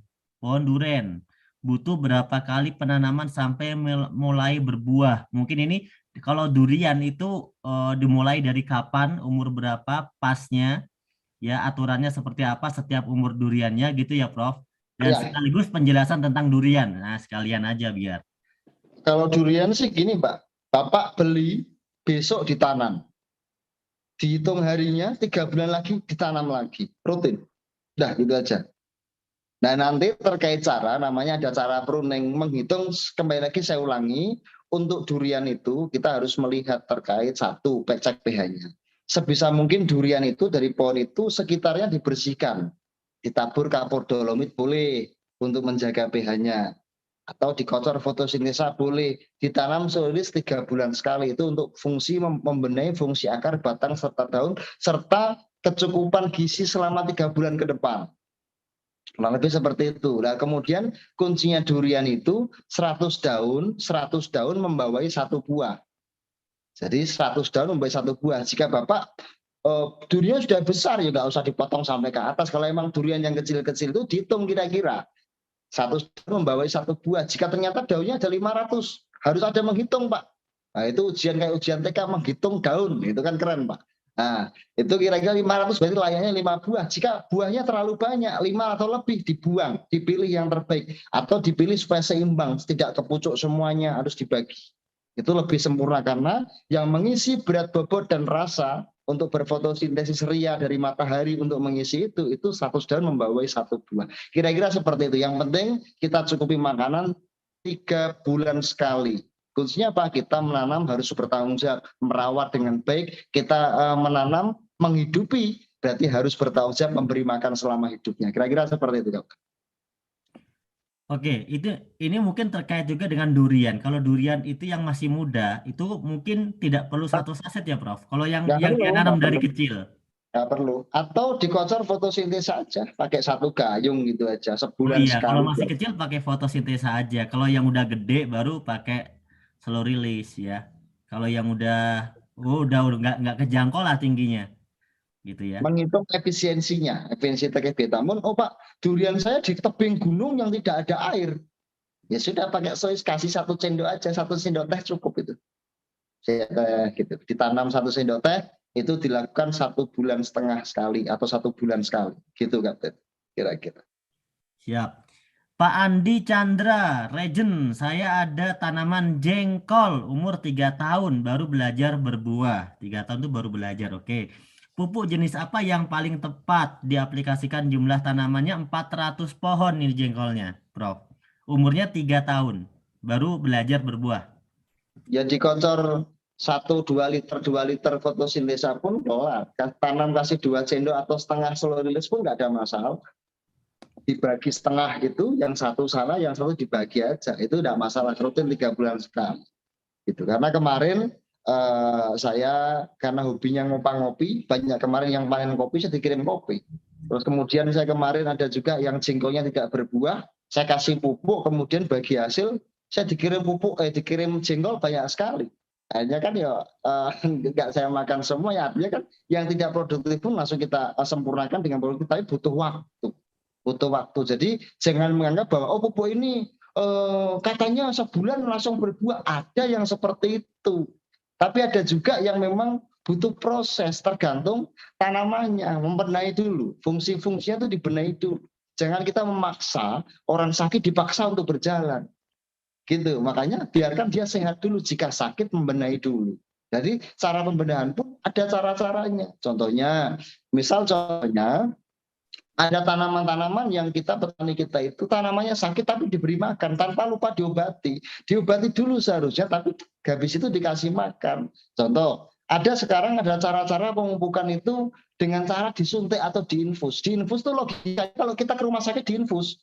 Itu kalau orang sakit. Nah kalau tanaman saya diinfus itu berarti orangnya mulutnya aja masih membuka untuk makan enak. Kenapa harus diinfus? Nggak masuk akal. Jika sakit boleh diinfus. Gitu. Jadi cara kita memberi makan bayangkan seperti cara kita memberi makan pada tanaman. Kira-kira seperti itu. Itu cara kita memuliakan tanaman. Oke. Oke, berarti kalau pakai slow release kan itu per 3 bulan ya. Kalau buat tanaman-tanaman tadi jengkol atau tanaman keras ya. Kalau misalnya fotosintesa itu 1 bulan ya, Bro? 1 bulan. 1 bulan kan 1 ya? 1 bulan boleh, 2 minggu sekali boleh, karena fotosintesa itu memang membekali cukup lama. Cuman dia menguap selama 15 hari. Kalau disemprot, jika diskocor itu minimal membenahi fungsi akarnya. Untuk makanan, untuk membenahi supaya dia pH-nya tetap stabil. Kira-kira seperti itu, Kapten. Oke. Siap.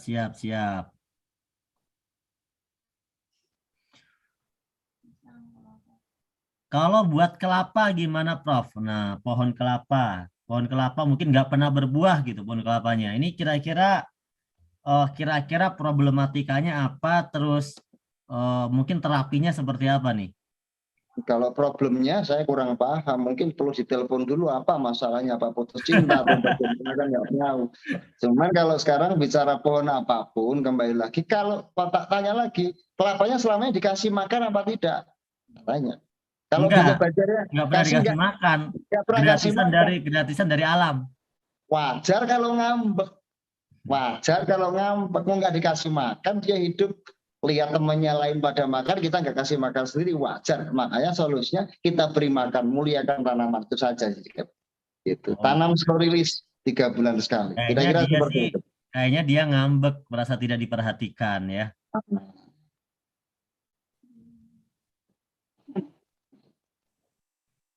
Untuk tanaman sawit sebelum pakai slow release, apakah harus dolomit dulu? Jika tidak pakai dolomit gimana? Langsung tanam slow release aja, kata Bu Rita Medan. Ini tergantung situasi ya. Kalau mau di dolomit juga bagus ya, Prof ya. Tapi dia tanyanya kalau nggak pakai dolomit gimana gitu. Ya kan indikasinya bukan boleh atau tidak. Jadi indikasinya berdasarkan riset. Caranya bagaimana dicek pH-nya. Kita nggak bisa mengasumsi apapun tanpa bukti otentik. Gini, kenapa kita menggunakan dolomit itu hanya menghitung efisiensi. Pakai fotosintesa pun bisa. Ternyata pesan ke PTBS, pesan fotosintesa lama antrinya. Ternyata tanamannya sudah butuh naikkan pH. Sebelahnya jual dolomit, sudah pakai dolomit aja.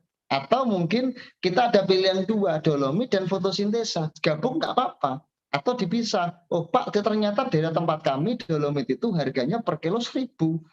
Kalau butuhnya banyak kan mahal, murah fotosintesa, lebih efisiensi menggunakan ya udah pakai fotosintesa aja. Jadi indikasi bahwa boleh dan tidak itu pada kebutuhan. Jika pH-nya di atas 5, tidak perlu tambahkan dolomit atau tidak perlu dikocor fotosintesa. Atau dikocor fotosintesa pun dia butuh waktu berapa hari pasti pH-nya naik. Meningkat. Nah, solusinya berarti apalagi ketemunya? Ya sudah, tanam slow release dan fotosintesa, karena itu juga membenahi pH. Jadi solusi yang terjawab kan seperti itu. Jadi apapun masalahnya, pH-nya drop dan lain sebagainya. Sedangkan slow release dan fotosintesa membenahi pH, meningkatkan pH. Berarti apapun masalahnya, obatnya ya bodrek itu tadi, fotosintesa dan slow release. Itu kan kalau saya gitu. Oke. Ini dari Pak Setiawan Raharjo. customernya ada yang pakai setengah saset slow release ke durian yang umurnya 2 tahun. Tapi katanya pucuknya itu rontok. Itu kenapa ya? Nah, kita nggak Pucuknya tahu ya. rontok. Nah, Umurnya 2 umurnya tahun. umurnya masih 2 tahun.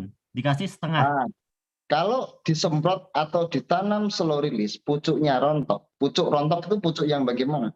Kalau daunnya rontok, itu berarti daun Anda terserang fusarium. Sengaja dimatikan karena apa? Dia tidak mampu berfotosintesis. Dia hidup makan nutrisi tanpa memberi kontribusi. Tapi yang penting nanti muncul tunas-tunas baru kemudian hari. Makanya secara dosis masih kecil cukup kasih 1 sendok aja. Atau disemprot dengan fotosintesis saja, dikocor dengan fotosintesis saja. Kalau dengan slow release, umur 2 tahun itu saya kira masih belum berbuah. Masih jauh. Saya kira mending ditanam cukup 1 sendok aja, rutin 1 bulan sekali. Jangan dilebih-lebihkan.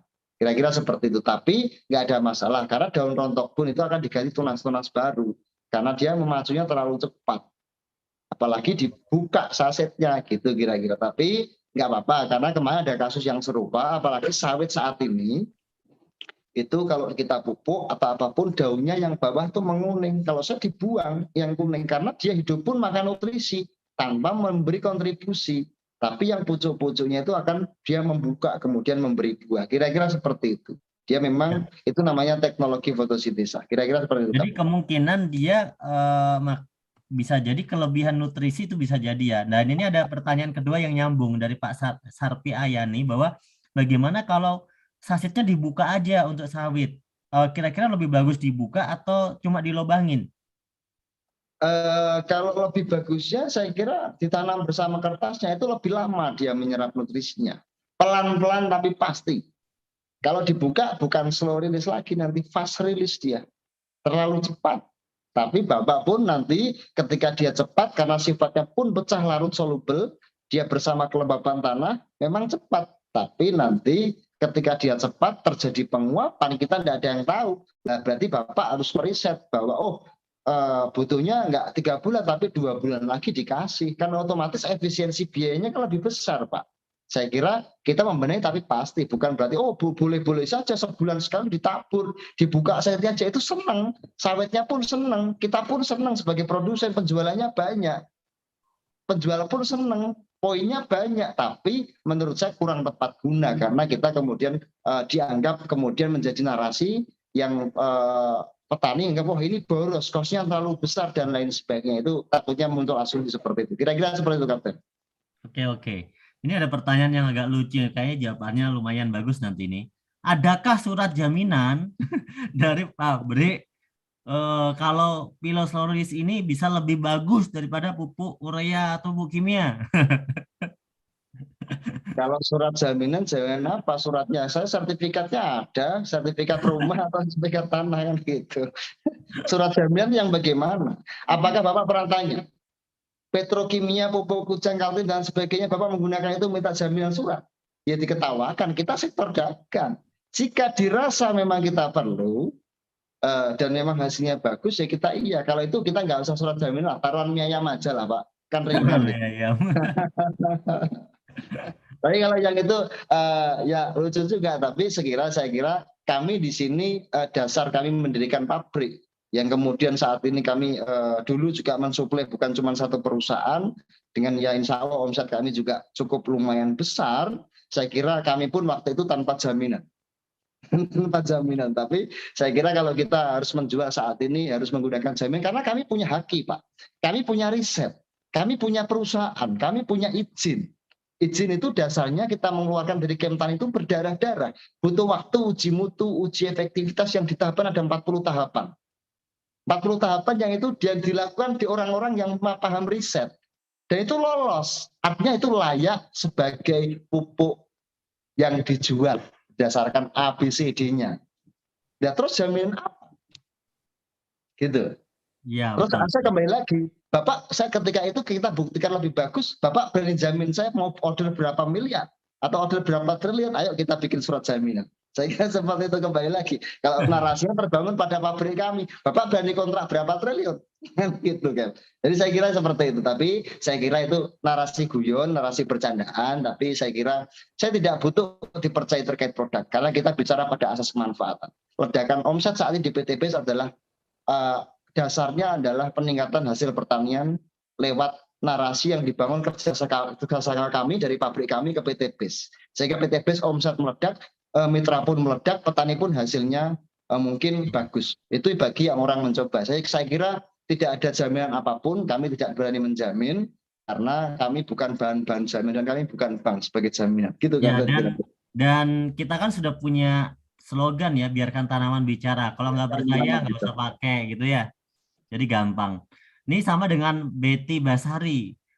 Pak Raden yang ditawarin nanya, Srolis sudah ada testimoninya enggak? Wah, banyak banget ditanya, dicari sendiri ya di YouTube ya, atau testimoni ke grup-grup. Saya dari awal tidak pernah, saya pun sendiri bukan karena saya tidak percaya. Saya dengan produk saya sendiri pun jangan percaya. Dicoba dulu baru percaya. Saya dari awal terkait Srolis dan produk-produk kami, jangan percaya apa yang saya sampaikan. Mitra-mitra pun saya tidak pernah menyuruh berjualan produk. Dicoba dulu, baru mudah meyakinkan orang lain. Bagaimana kita mudah meyakinkan orang lain kalau kita nggak percaya? Itu prinsipnya kalau saya dagang. Jadi kenapa saat ini PTBS mempercayakan kepada perusahaan kami?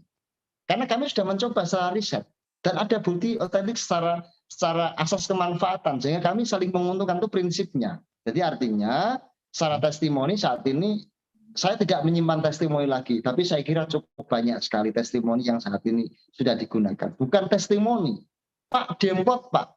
Kalau orang tanya ke saya pakai demplot, berarti kita nggak ada kontrak, berarti Anda tidak percaya dengan perusahaan kami. Berarti dasar itu bahwa demplot itu berarti nggak percaya, pengen percaya. Padahal kami biasanya berdasarkan pesanan bahwa kami sudah dipercaya perusahaan lain, gitu kan? Dipercaya perusahaan PTBS misal gitu, seperti itu. Artinya kan saat ini dasar kepercayaan itu berarti berdasarkan asas yang bermanfaat. Jadi testimoni saya kira cukup banyak Pak, sudah beribu-ribu sampai saat ini mungkin sudah banyak sekali. Waktu itu saya masih megang grup itu sudah di angka lebih dari 22 sampai 23 ribu testimoni, dan itu alhamdulillah zero komplain, tidak ada komplain dengan barangnya telat dan lain sebagainya. Terus kemudian saya sampaikan, saya sampai saat ini memang nomor handphone saya yang terkait dengan nomor kemarin saya delegasikan ke perusahaan, admin yang memegang hanya penerima telepon hunting ke perusahaan, dan kami mengawalnya mungkin via Zoom atau kita dampingi dengan seminar-seminar. Karena kemarin bukan saya nggak nyaman, tidak, tapi saya butuh fokus pada suatu perusahaan, sehingga kami tidak mungkin mengawal membalas satu persatu WA sekian banyak mitra, puluhan ribu bahkan ratusan ribu mitra, jadi dimaafkan sebanyak-banyaknya. Terus saya kira saat ini produksi kami sudah peningkatannya sudah di angka 20.000 sampai 25.000 per hari. Terus kemudian saat ini potret penjualan di PTBS juga saya melihat sesuai dengan grafik kiriman di perusahaan, itu juga sama 25 sampai hampir 30.000 juga per hari penjualan di PTBS. Saya kira itu menjadi bukti otentik bahwa saat ini produk ini sangat bermanfaat dan omset dari mitra maupun PTBS sangat besar sekali. Kira-kira seperti itu, Kapten. Ini ada yang tanya terkait ini ya, warna pupuk. Apakah memang ada perubahan warna, Prof? Karena ada beberapa mitra yang tanya, katanya yang dulu sama sekarang warnanya beda. Isinya beda. Beda, karena dulu memang kita seharusnya kami memang, saya ada beberapa perusahaan, tapi saya mungkin menyebutkan, saya ada 11 holding, 11 perusahaan, dan memang ada beberapa itu di industri agro. Ada satu produk, saat ini satu perusahaan, dua perusahaan PT yang saat ini ke PTBS, seperti itu. Jadi memang kami mengatur terkait pola-pola perizinan dan administratif kami itu memang dengan cara-cara yang menurut saya itu sah. Jadi memang waktu awal dulu kita tidak menggunakan warna, saat ini warna, karena kita kalau tidak menggunakan warna yang kita sepakati terkait Kemtan, kami akan kena masalah. Karena kita harus SLF, standar layak fungsi, sesuai dengan uji Kemtan yang berlaku saat ini. Saya kira dimaklumi terkait itu, karena apapun itu kami sampai saat ini selalu meningkatkan dan menjaga kualitas terkait produk. Tidak melebih-lebihkan atau tidak mengurang-urangi, sesuai dengan aturan yang berlaku. Kira-kira seperti itu, Pak. Oke, ini Pak Robert tanya berkali-kali nih ya. Dia tanya tentang tanah Papua masih perawan.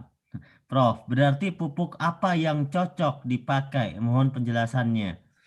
Fotosintesa dan sois itu cocok untuk meminang dan melamar untuk tanah di Papua. Kira-kira seperti itu kata. Nah, udah dijawab ya Pak Robert ya. Tanyanya berkali-kali. Karena penjelasannya sekarang temanya fotosintesa sama slow release. Jadi jawabannya pasti fotosintesa sama slow release. Nggak mungkin dijawab pupuk urea ya kan? Izin bertanya kami dari Sulteng, bagaimana dengan penggunaan apa ini ya? Kelapa biji yang umur kelapanya lebih dari 20 tahun dengan produk Pilosrolilis, penggunaannya berapa kali dalam setahun dengan jumlah pohon kelapa lebih dari 100 pohon. Berapa bulan jangka pemupukan dalam pemupukan pertama? Oh. Caranya kalau saya simpel ini, ditanam slow release 3 bulan sekali, sembari dikocor pakai fotosintesa, 1 saset jadikan 60 liter, 1 tanaman 1 liter, 1 liter, 1 liter, itu slow release-nya 3 bulan sekali, fotosintesa dikasih 2 bulan sekali, itu sudah sip. Itu treatment karena umurnya sudah tua. Umurnya itu sebenarnya kelapa itu bisa berumur sampai 35 bahkan 40 tahun. Nah, itu masih masa-masa yang produktif 20 tahun itu. Masih bisa meskipun sudah sedikit tua. Tapi saya kira tanam slow ini di sekitaran akar, kemudian dikocor dengan fotosintesa 1 liter pun sudah aman. Atau kalau emang keberatan menggunakan slow release, bisa dengan fotosintesa 1 saset jadikan 60 liter, kemudian dikasih 2 liter rutin sebulan sekali, dah gitu aja. Nanti biarkan kelapa berbicara. Kira-kira seperti itu, Kak. Oke, jadi sebenarnya jawabannya berbagai macam tanaman itu intinya kalau Anda mau menggunakan slow release teman-teman, mungkin ini tidak akan terbaca semua ya pertanyaan. Anda garis bawahi apapun tanamannya, tanaman batang keras menggunakan pilo slow release itu dosis penggunaannya sama. Yang sudah siap berbuah, yang udah gede itu 1 pohon 1 saset. Gitu kan? Kalau yang masih muda bisa setengah saset. Kalau yang lebih muda lagi bisa 1 sendok gitu kan. Kalau pohonnya kecil ya jangan 1 saset kegedean gitu kan. Jadi disesuaikan aja ya Prof intinya ya dengan tanamannya. Karena kalau kayaknya kalau kita semua jenis tanaman ditanyakan jawabannya saya kira sama ya Prof ya. Untuk slow release ini. Sama. Saya kira sama. Jadi memang kita sederhanakan sesimpel itu. Jadi kan kalau tadi saya barusan membaca juga, apakah mungkin ini berpotensi untuk merugikan karena memang apa mungkin pupuk 1 on itu bisa melengkapi sekian banyak bla bla bla bla kan gitu kan. Kita kan yang terbangun adalah narasi teknologi tepat guna, kecil tapi pasti, kecil tapi cepat, kecil tapi berguna, daripada besar harganya mahal, bertonton tidak tepat guna tapi membuang. Tapi petani kita itu bagaimana kita merubah mindset kepada petani-petani kita itu dari pola lama kita rubah menjadi pola baru. Itu yang tugas kita saat ini. Makanya jadi perdebatan panjang saat ini. Kenapa sih fotosintesa apapun solusinya kok cuma itu, kayak teh botol sosro aja, apapun makanannya minumnya teh botol sosro kan gitu. Karena kita sederhanakan sehingga kita pengennya tepat guna, satu narasi, satu kemerdekaan, seperti itu kira-kira katanya. Jadi apapun yang saat ini menjadi perdebatan panjang terkait di pertanian, apa mungkin kita kan seharusnya pupuk kan NPK, kandungnya harus NPK. Mungkin lain kali lah Zoom berikutnya kita jelaskan terkait NPK dan lain sebagainya. Tapi kali ini saya kira cukup lah Cap untuk penjelasan malam ini. Kalau ke depan kita kembangkan. Tapi saya kira dari beberapa Zoom dan seminar ini, dari sekian, karena saking banyaknya mitra PTBS ini bahasanya selalu masih mendasar. Saya kira bahasanya masih mendasar karena apa? Karena banyaknya orang yang masih belum paham. Saya kira dijelaskan 1, 2 kali, 3 kali, bahkan 10 kali pun itu baru tertanam dalam dada, termeset dalam dada. Karena pola-pola yang ditanamkan ini terlalu simpel. Karena saking banyaknya mitra, jadi pertanyaannya seputaran itu aja, pertanyaan basic. Tapi why not lah, tidak ada masalah. Saya kira, tapi yang pasti adalah saya pengennya produk-produk ini benar-benar kecil, satu narasi tapi melengkapi semua jenis tanaman. Kira-kira seperti itu, Kapten. Mungkin ini kita pasin aja ya Prof ya, biar sampai Ya. pas ya. Kurang dikit nih jamnya. Kita bicara coba tentang bawang Prof. Gimana kalau tentang bawang, kemudian jagung, sama ya bawang sama jagung dulu. Bawang sama Oke. jagung, aplikasinya semacam apa knowledge-nya? Kalau pakai bawang dan jagung saya kira menggunakan fotosintesa. Pakai fotosintesa pun bawang yang selama ini menggunakan panen raya pun sudah sering terjadi menggunakan panen raya fotosintesa. Jadi saya kira penggunaannya kemarin ada yang 15 hari, tapi saya sarankan 8 hari sekali atau 7 hari sekali penyemprotan. Karena bawang itu, jika bawang dari tanam benih itu 3 bulan, 120 hari. Namun jika dari bibit itu cuma 60 hari. 60 hari itu dilakukan kalau saya penyemprotannya 7 hari sekali penyemprotan. Penyiraman kan rutin, tapi penyemprotan nutrisinya itu 7 hari sekali untuk bawang. Dosisnya pun untuk bawang saya kira 1 saset tidak lebih dari 4 tangki. Jangan ngirit-ngirit karena bawang untungnya banyak, Pak. Kalau pakai fotosintesa, bawangnya jadi suka kawin, anaknya banyak, peranakannya lebih besar, banyak gitu kan. Bawangnya pun besar. Nah, makanya saat ini bawang dilakukan dari tanam itu 1-7 disemprot atau habis tanam besoknya disemprot 7 hari rutin sampai panen. Kira-kira seperti itu. Terus jagung pun saya kira 15 hari intervalnya. Jagung itu pemupukannya caranya semprot kocor karena satu lubang tanam itu dikocor, disemprot, kocor, semprot, jangan semprot terus. Karena akarnya pun butuh pembenahan dari lubang tanamnya itu. Saya kira seperti itu. Jadi dosisnya pun sama, 1 saset 4 tangki, penyemprotannya pun intervalnya sama, 1-7. Setelah muncul tunas jagung itu kan ditanam di lubang tanam. Ketika muncul daun tunasnya muncul itu, dia vegetatif, butuh makan, semprot aja. Atau dikocor aja, sekalian membenahi tanahnya. Dikasih kecil-kecil, spayernya didiamin agak lama, set gitu. Terus kemudian nanti 15, 30, 45, dah cukup, itu aja. Dan diantisipasi terkait dengan tikus, karena tikus itu naik umur 72 hari, atau 67-72 hari, makanya pencegahan tempat harus bersih, dan lain sebagainya itu kan pencegahan untuk tikus supaya tidak naik. Tapi tikus diantisipasi di umur 72 hari. Kira-kira seperti itu, Kapten. Ini 2 pertanyaan terakhir ya, saya wakilin aja tentang herbiko atau herbisida. Kalau tanaman menggunakan herbisida itu untuk menggunakan fotosintesa atau pupuk lagi butuh jangka waktu berapa lama, Prof? Itu. Indikasinya bukan jangka berapa lama, pH-nya. Oh, indikasinya pH-nya. pH.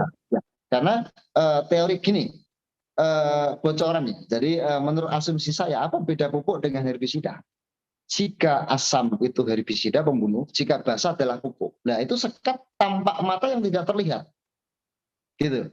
Makanya banyak pola-pola, ya maaf, ketika kita asamnya tinggi, nggak tahu disemprotkan daunnya terbakar, karena itu sudah menjadi pestisida dari kami. Kan gitu kan? Cuma artinya gini, pestisida teori asam itu berarti dia pH-nya drop, otomatis satu, ada racun untuk membunuh, tidak bisa terbakar dia dengan matahari. Dan kemudian pH-nya pun akan drop. Nah, indikasinya berarti pH-nya jika sudah di atas 5 sudah mampu untuk menerima nutrisi. Itu aja jika. Itu rumus pertanian itu saya pengennya menyampaikan kepada petani atau mitra semuanya bahwa pertanian itu sebenarnya mudah, gampang, simple, semudah itu. Tapi saat ini karena banyaknya narasi yang terbangun sehingga petani itu kesannya menjadi petani yang wah ribetnya minta ampun, padahal sesuatu hal yang tidak susah-susah amat kalau kita mau benar-benar fokus pada pertanian. Dan insya Allah ke depan lewat jaringan PTLBS ini kita mampu untuk mendongkrak perekonomian Indonesia dan kemudian membangun narasi bahwa Indonesia itu benar-benar bisa sama atau setara bahkan lebih dari negara-negara tetangga, yang negara tetangga sudah berbasis teknologi, pakai alsintan, pupuknya pun tepat guna, panennya pun meningkat, menekan biaya kos dalam pemupukan, kos dalam produksi, sehingga memang hasilnya pun lebih besar. Kira-kira seperti itu, Kapten. Cukup ya, Kapten ya? Terakhir, kan tadi ini terakhir nih, terakhir. Nah, terakhir ini kebetulan ada yang nanya tentang, mungkin produknya belum saya singgung tapi nggak apa-apa, mewakili, siapa tahu ada lagi di bawah, tentang EcoFit Base. Nah, EcoFit Base ini sebenarnya aplikasinya seperti apa, kemudian perlu nggak dicampur-campur sama gula atau sesuatu yang lain, ya, EcoFit Base. EcoFit Base mungkin kalau yang belum tahu nanti cari tahu ya. Karena ini ada yang tanya mungkin bisa menjadi pertanyaan terakhir untuk sesi Oke. pada malam hari ini. Oke, saya sampaikan lagi kabar terbaru terkait EcoFitBase. Kami belum direstui terkait perizinan di EcoFitBase karena harus berdampingan dokter. Mungkin alasannya dokter saat ini masih fokus pada COVID, mungkin dengan varian yang baru sehingga belum bisa mengawal kami. Tapi gini, nggak usah khawatir terkait EcoFitBase, penggunaannya sama seperti fotosintesa, diminumkan. EcoFitBase dan fotosintesa itu bisa untuk ternak. Alternatifnya jika ternyata EcoFitBase tidak kami launching, bisa menggunakan fotosintesa. Bisa menggunakan fotosintesa. Nah, kita sudah sempurnakan betul bahwa dosisnya sama. 1 gram tambahkan 9 sampai 10 liter langsung diminumkan pada ternak. Fokus Kalau minuman pada ya, Prof. fokus minuman jika ternak, unggas fokus minuman. Saya tidak pernah mencampurkan, tidak menyuruh mencampurkan karena itu bagian dari food combination. Food kombinasi mencampurkan pakan. Ternyata kita salah. Yang kita campur nasi goreng campur bodrek kan nggak pas. Kan gitu, kurang disukai, nggak tepat. Biarkan dia tercampur sendiri di perut hewan. Tapi saya kira untuk ikan-ikan, udang fokus pada air. Tuh Pak, airnya banyak, tapi kenapa pupuknya bisanya sekian? Kalau kebesaran kita kan kemahalan. Ya sudah pakai 10 saset. Fotosintesa itu pun bukan menghitung pada jumlah kebutuhan airnya, tidak. Menghitung pada jumlah yang terkandung dalam bakteri. Bakterinya kemudian akan menjadi plankton. Planktonnya pun kemudian akan menjadi makanan yang disukai oleh ikan itu sendiri. Terus kemudian jika untuk tambak, saya kira semprotkan ke lahan. Kenapa? Kuncinya adalah tambak itu, apalagi tambak yang di tanah. Kalau yang di kain, yang di langsar itu, ada yang dipakai alas itu mungkin fokus pada airnya dan makanan. Tapi kalau pada tambak, saya kira fokus pembenahi tanahnya karena ikan itu hidup di atas tanah yang ada airnya. Berarti tetap apapun itu tanahnya dibenahi dulu berkaitan dengan pH, air berkaitan dengan TDS. Tanahnya pH-nya stabil, tanahnya gembur, kemudian bakteri atau kemudian plankton muncul banyak, tanahnya gembur sehingga ikan pun akan kembali sehat. Kira-kira seperti itu, Kapten. Oke, terima kasih Prof atas waktunya malam hari ini. Dan buat teman-teman semuanya juga terima kasih ya sudah belajar bareng, dan insya Allah ini di YouTube sudah kita tampilkan Prof. Jadi ini kalau ada yang mau putar balik lah ya kan. Lumayan bisa buat jangan diputar balik. Kalau putar balik itu kita mau jalan ke sana nggak jadi ke sana gara-gara diputar balik. Salah lagi. Tapi gini rekan-rekan semua, penyampaian saya untuk malam ini, insya Allah jika memang teman-teman membutuhkan produk-produk kami, insya Allah kami akan terus membantu untuk mensuplai di PTBS.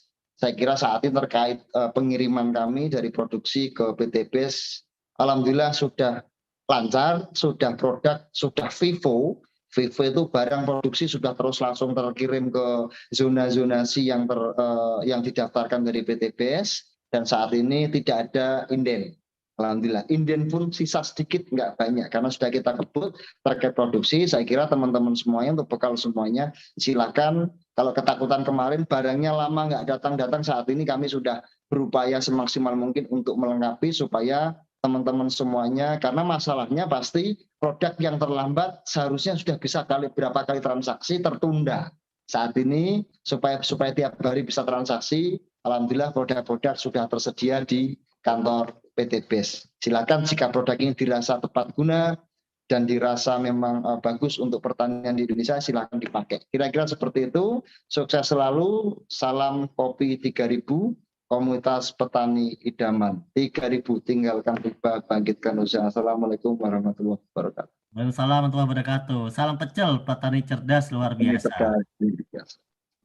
Oke teman-teman ya, itu tadi bersama Prof. Raden Saiful, provokator pertanian yang menjadi formulator di PTBS ya.